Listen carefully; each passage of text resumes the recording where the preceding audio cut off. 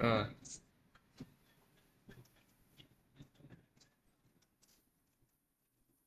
mm,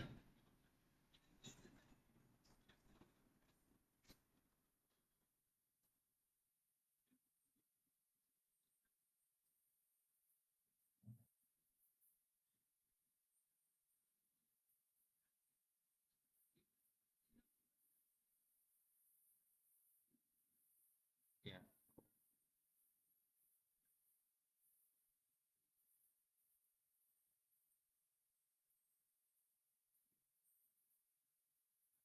And then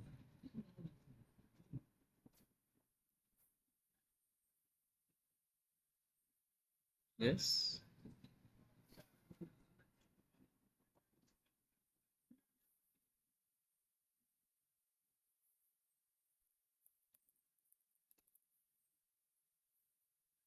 Nice.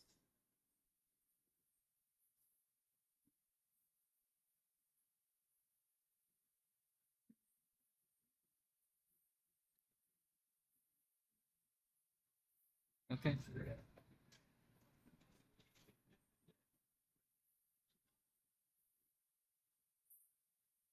Okay.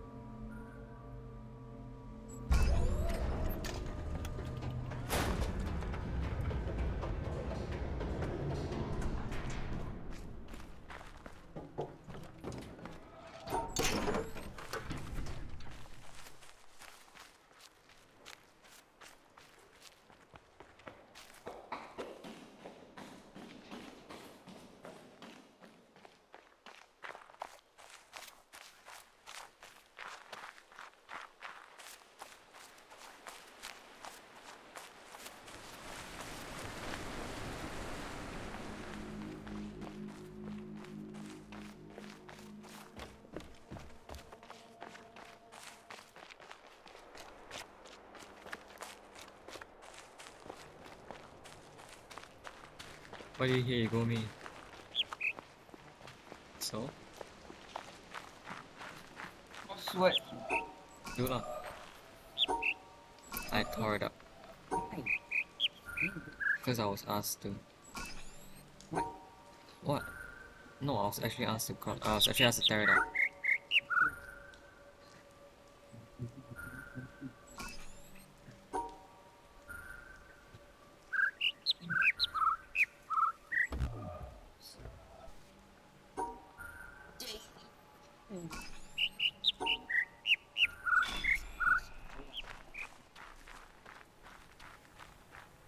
You know what? You try lah. Does it work? It works?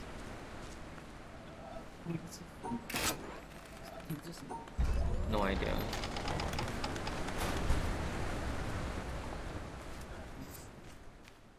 Why? Oh, I did that one. No, it's not. No. You should always go with the one you're very sure the answer, what the answer is first.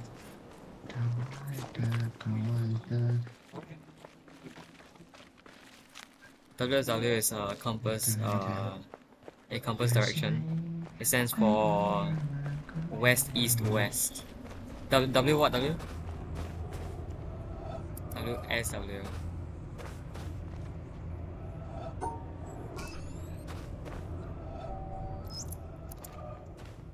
Up there, you go around every hour and a half, time after time after time.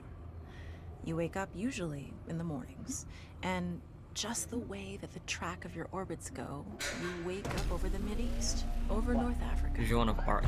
As you eat breakfast, as in ACK, look not out the window A as you're going A past, R and C. there's the Mediterranean area, and Greece, and Rome, and North Africa, and the Sinai, the whole area. And you realize that in one glance, that what you're seeing is what was the whole history of man for years, the cradle of civilization. And you go around down across North Africa and out over the Indian Ocean, and look up at that great subcontinent of India, pointed down toward you as you go past it. And Ceylon off to the side, Burma, Southeast Asia, out over the Philippines, and up across that monstrous Pacific Ocean. Vast body of water. You've never realized how big that is before. And you finally come up across the coast of California and look for those friendly things.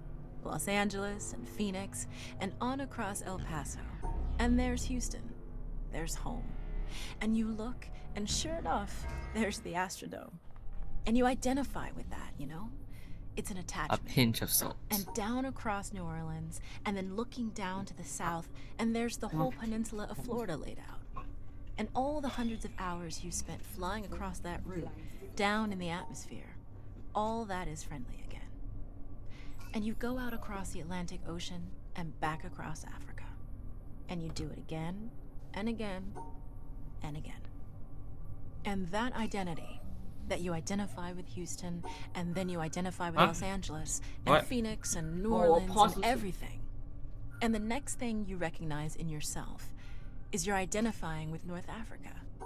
You look forward to that. You anticipate it. And there it is. That whole process begins to shift of what it is you identify with. When you go around it in an hour and a half, you begin to recognize that your identity is with that whole thing. And that makes a change. You look down there, and you can't imagine how many borders and boundaries you crossed again and again and again. And you don't even see them. At that wake-up scene, the Mideast, you know there are hundreds of people killing each other over some imaginary line that you can't see. Which clue, but the clue did From stop where you you. see it, the thing is a whole, and it's so beautiful. And you wish you could take one from each side in hand and say, look at it from this perspective. Look at that. Dude, my mouse isn't. What's important? My mouse doesn't want to be nice to me. And so a little later on, your friend, again those same neighbors, another astronaut, the person next to you goes out to the moon. And now he looks back and sees the Earth not as something big, where he can see the beautiful details, but he sees the No, not Earth really. as But a yes, small thing out there. Yes. And now that contrast between that bright Sorry, also blue it's and being white recorded. Christmas tree ornament and that black Everything I'm sky, saying right now is that being recorded. infinite universe really comes through. The size of it, the significance of it, it becomes both things. It becomes so small and so fragile, and such a precious little spot in that universe that you can block it out with your thumb. And you realize that on that small spot, that little blue and white thing is everything that means anything to you. All of history and music and poetry and art and war and death and birth and love, tears, joy, games, all of it is on that little spot out there that you can cover with your thumb. And you realize that that perspective, that you've changed, that there's something new there. That relationship is no longer what it was. And then you look back on the time when you were outside on that EVA and those few moments that you had the time because the camera malfunctioned, that you had the time to think about what was happening. And you recall staring out there at the spectacle that went before your eyes. Because now, you're no longer inside something with a window looking out at a picture. But now you're out there, and what you've got around your head is a goldfish bowl, and there are no limits here. There are no frames. There are no boundaries. You're really out there, over it, floating, going 25,000 miles per hour, ripping through space, a vacuum, and there's not a sound. There's a silence, the depth of which you've never experienced before. And that silence contrasts so markedly with the scenery and the speed with which you know you're going. That contrast, the mix of those two things, really comes through. And you think about what you're experiencing and why. Do you deserve this? This fantastic experience? Have you earned this in some way? Are you separated out to be touched by God to have some special experience here that other men cannot have? You know the answer to that is no. There's nothing that you've done that deserves that earned that.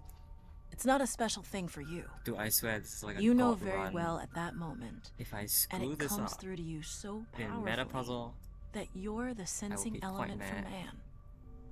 You look down and see the surface of that globe that you've lived on all this time, and you know all those people down there. They are like you. They are you. And somehow you represent them when you are up there. A sensing element. That point so out on the end. And that's a humbling feeling.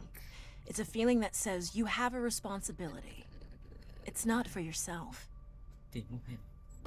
The eye that doesn't see does not do justice to the body. That's why it's there. That's why you're out there.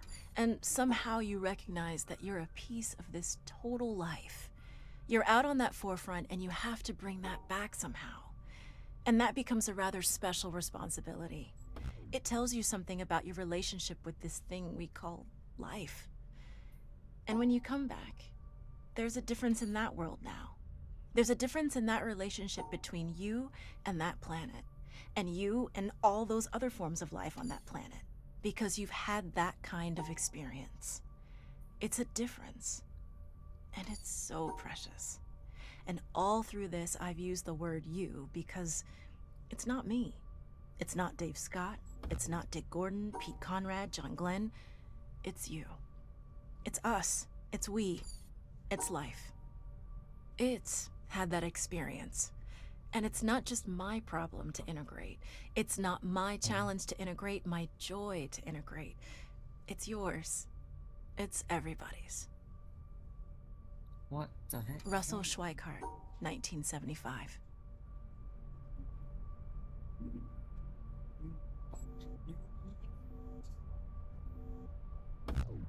What the heck? Dude, I'm gonna like die because of this.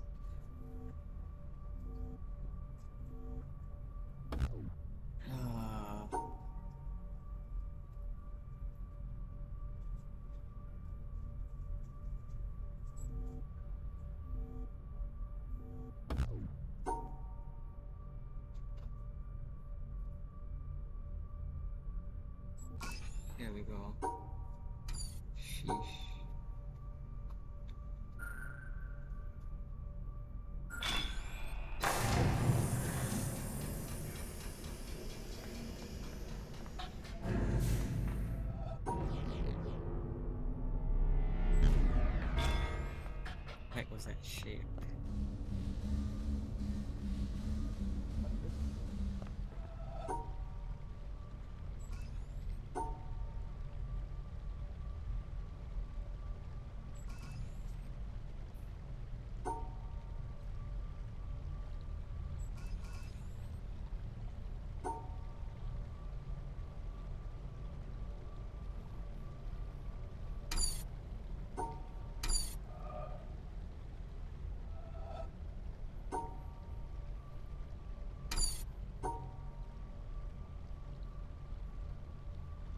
Stop.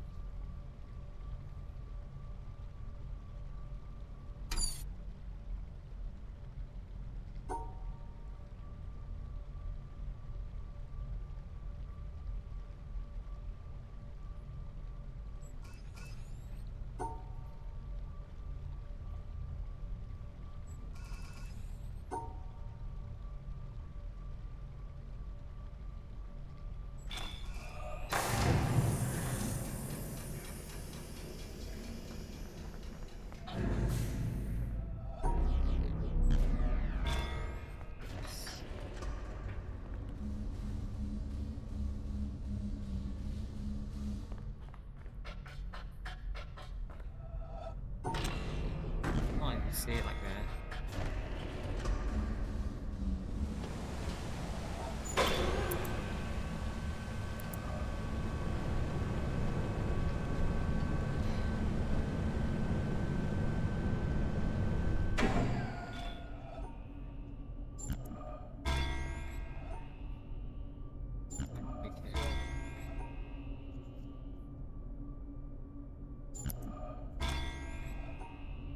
That is odd, but sure.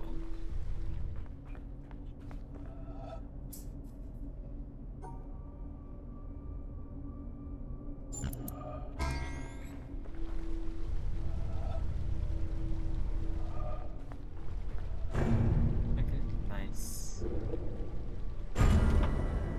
Nice, that was an okay medical tip.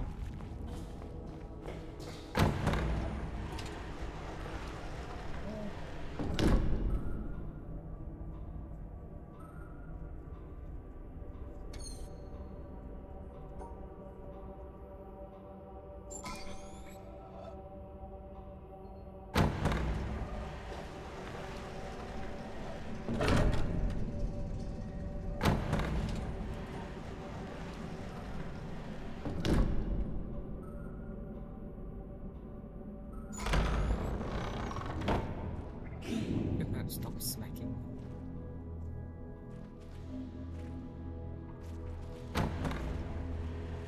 The table like that for just like a couple of seconds. Huh? Oh man.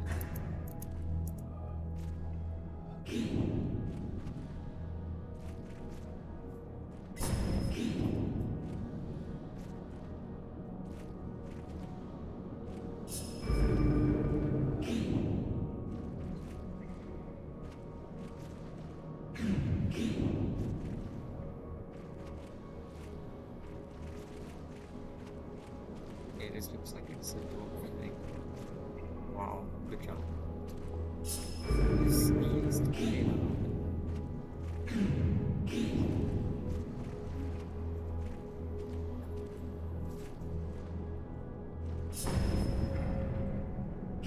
Good job.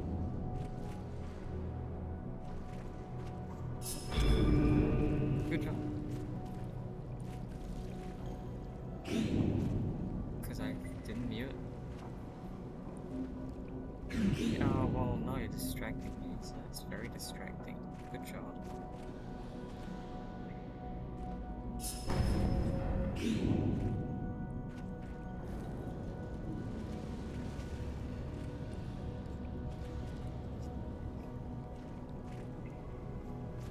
Yeah.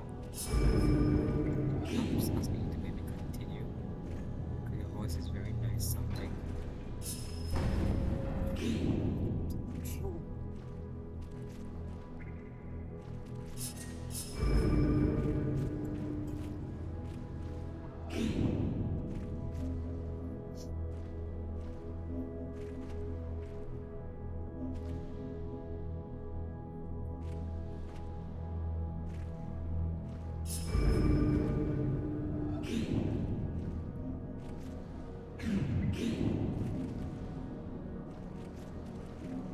Describe someone and say.